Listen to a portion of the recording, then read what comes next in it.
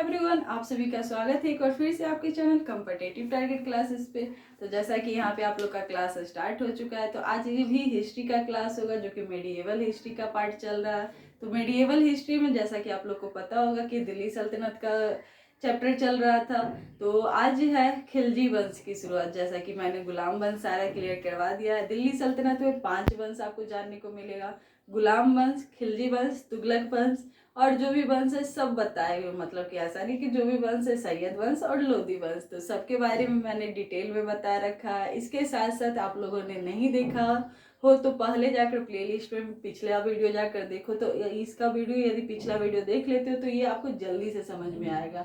तो जैसा कि गुलाम वंश खत्म हो चुका है, आज है खिलजी वंश की बारी। तो खिलजी वंश में क्या देखेंगे, तो खिलजी वंश में देखेंगे, खिलजी वंश में तीन का शासन आपको ज्यादातर देखने को मिलेगा: जलालुद्दीन खिलजी, अलाउद्दीन खिलजी और कुतुबुद्दीन मुबारक खिलजी। तो ये 3 वर्ग के बारे में जानना है। तो इससे पहले आप यदि हमारे चैनल पे नए हो तो इस चैनल को जरूर सब्सक्राइब करो, क्योंकि यहाँ पे कोई भी क्लासेस डाले जाएंगे, इसके अलावा शॉर्ट ट्रिक्स वाला वीडियो तो आप तक सबसे पहले पहुंचेगा। कि यहाँ पे बिहार दरोगा की भी तैयारी करवाई जा रही है, तो आप उसके लिए भी कॉन्टेक्ट कर सकते हो।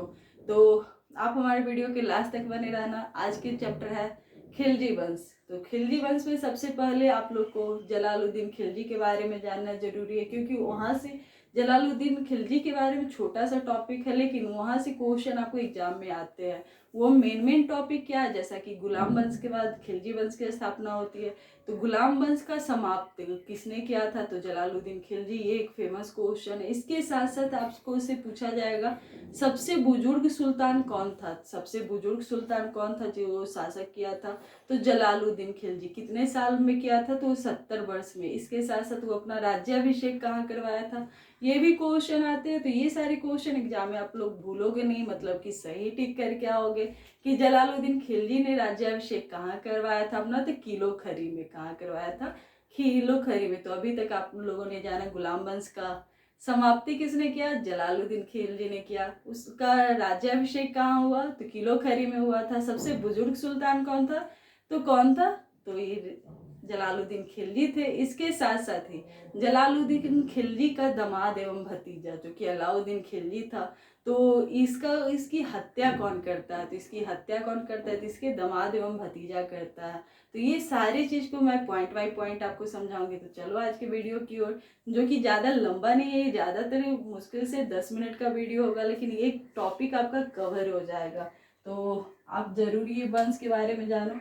तो गुलाम वंश के बाद बारी आती है खिलजी वंश की, जो कब से कब तक चला, तो 1290 से 1320 तक चला। 1290 से 1320 तक का इसका कार्यकाल था। खिलजी वंश में आपको क्या क्या जानने को मिलेगा, तो जलालुद्दीन खिलजी के बारे में, जिसका शासनकाल 1290 से 1296 था। वही दूसरा अलाउद्दीन खिलजी। सबसे ज्यादा क्वेश्चन यहाँ से पूछे जाते हैं, तो ये वाला भी मैं अच्छे से आपको क्लियर करवाऊंगी। तो इसलिए चैनल को सब्सक्राइब करके रखना कि अलाउद्दीन का मतलब कि यहाँ से क्वेश्चन भर भर कर आते हैं। ये बहुत लंबा टॉपिक भी है और इम्पोर्टेंट टॉपिक भी है। ऐसा नहीं कि जलालुद्दीन खिलजी और कुतुबुद्दीन मुबारक खिलजी नहीं बहुत फेमस है, ये यहाँ से भी क्वेश्चन आते, क्योंकि एग्जाम कहाँ से क्वेश्चन कर दी पता नहीं, इसलिए आपको सारे के बारे में जानना जरूरी है। तो अलाउद्दीन खिलजी 1296 से 1316 तक इसका कार्यकाल रहता है। इसके साथ साथ कुतुबुद्दीन मुबारक खिलजी जिसका कार्यकाल 1316 से 1320 ईस्वी तक। तो यहाँ तक हुए ना खिलजी वंश का शासनकाल। कितने का कार्यकाल हुए, तो 1290 से 1320। तो आज की बारी है जलालुद्दीन खिलजी के पढ़ने का। तो जलालुद्दीन खिलजी 1290 से 1296। तो इसका शासनकाल ज्यादा लंबा नहीं रहा, मात्र 6 सालों का रहा।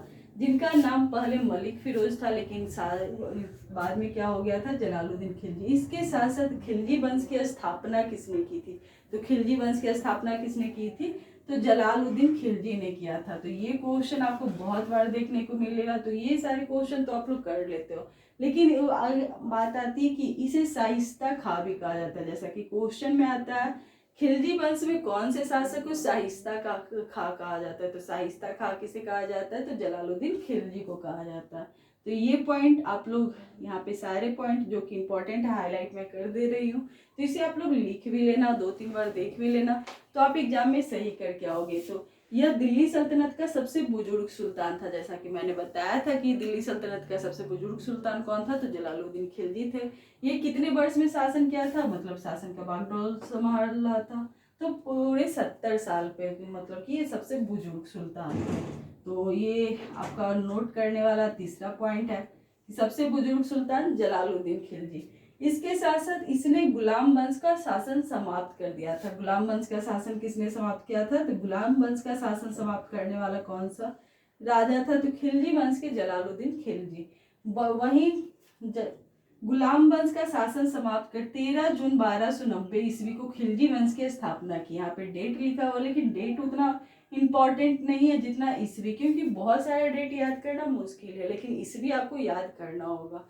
ये नहीं बोल रही कि सारे ईस्वी याद कर लो, लेकिन खिलजी वंश का ईस्वी आपको याद करना है। यहाँ से आपके क्वेश्चन भी आते हैं कि कौन से दिल्ली सल्तनत के कौन से वंश है जिसका कार्यकाल सबसे लंबा था, कौन सा वंश है जिसका कार्यकाल सबसे कम था, या फिर कर्मानुसार सजाने की बात आती है। तो इसके लिए आपको वंश का, ये वंश याद करो या ना करो, ये वंश आपको याद करना जरूरी है। तो 13 जून 1290 ईस्वी को खिलजी वंश की स्थापना होती है। वहीं आगे की ओर चलोगे तो इनका राज्याभिषेक, इनका राज्याभिषेक, तो जलालुद्दीन खिलजी का राज्याभिषेक कहाँ होता है, तो किलो खरी के महल में। किसके महल में, तो किलो खरी के महल में जलालुद्दीन खिलजी का राज्याभिषेक होता है। और ये क्वेश्चन आपको एग्जाम में देखने को भी मिलता है। तो इसके आगे की ओर चलते, जलालुद्दीन खिलजी की हत्या अलाउद्दीन खिलजी कर देते हैं। कौन करते हैं, जैसा कि आपको पता होगा मुगल काल में एक के बाद एक हत्या करता है, लेकिन सब में रिलेशन होता है। तो जलालुद्दीन खिलजी और अलाउद्दीन खिलजी के बीच क्या रिलेशन हो सकता है, तो ये इसके दामाद और भतीजा थे। क्या थे, दामाद एवं भतीजा। यदि रिलेशन डाल के पढ़ोगे तो और इजी होगा, जैसा कि गुलाम वंश में भी मैंने डाल रखा था। तो आप लोग कमेंट भी करके बताए थे कि बहुत अच्छा लगा था पढ़ने में। तो ये भी टॉपिक आपको बहुत अच्छा लगेगा, क्योंकि ये सारे टॉपिक आपको छोटा छोटा ही टॉपिक रहता है, लेकिन इग्नोर करते हो, इसलिए वीडियो ज़्यादा लंबा भी नहीं होगा। मात्र छोटा सा वीडियो है जिसके थ्रू आप लोग जलालुद्दीन खिलजी का टॉपिक अच्छे से समझ जाओगे। तो जलालुद्दीन खिलजी की हत्या कौन करता है, तो सबसे बड़ी बात, जलालुद्दीन खिलजी की हत्या अलाउद्दीन खिलजी करते हैं। कब करते हैं, तो 1296 में। जैसा कि मैंने बताया कि इसका शासनकाल 1290 से 1296 तक रहता है। फिर अलाउद्दीन खिलजी ने कर्नाटक के देवगिरी के रामचंद्र, कहाँ पे ये किया था, कर्नाटक के देवगिरी के रामचंद्र देव को हराकर इस पर शासन किया था। मतलब कि अलाउद्दीन खिलजी यहाँ पे शासन कैसे किया था, तो ये कर्नाटक के देवगिरी के रामचंद्र देव को हराकर इस पर शासन किया था। वहीं अलाउद्दीन खिलजी के बारे में एक पॉइंट आपको और लिखवा देती हूँ कि अलाउद्दीन खिलजी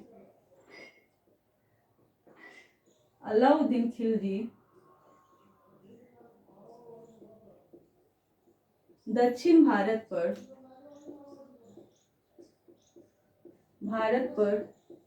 आक्रमण करने वाला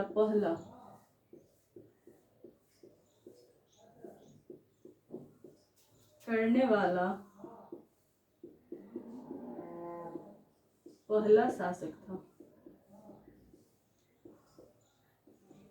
अलाउद्दीन खिलजी दक्षिण भारत पर आक्रमण करने वाला पहला शासक था। तो जलालुद्दीन खिलजी दोनों में रिलेशन क्या था, तो दोनों मतलब कि जलालुद्दीन खिलजी के दामाद एवं भतीजा था। तो ये टॉपिक आपको आई होप सो पसंद आया होगा। इसमें ज्यादा चीज आपको देखने को नहीं मिला होगा, मात्र 2 से 3 चीज आपको इम्पोर्टेंट है। पहला तो इनका स्थापना, जो कि 1290 से 1300। नाम मलिक फिरोज, ये भी क्वेश्चन कभी कभी आपसे पूछे जाते हैं कि मलिक फिरोज का मतलब जलालुद्दीन खिलजी का नाम क्या था, तो मलिक फिरोज भी था। तो यहाँ से आपको ये टॉपिक क्लियर होता है। तो ये टॉपिक वाला वीडियो आपको कैसा लगा, तो आप जरूर कमेंट करके बताना। इसके साथ साथ ही आपको नेक्स्ट वीडियो में देखोगे अलाउद्दीन खिलजी के बारे में। तो अलाउद्दीन खिलजी के बारे में देखना है तो चैनल को सब्सक्राइब करना। ये वीडियो कैसा लगा तो कमेंट करना और लाइक करना और शेयर करना। Thank you.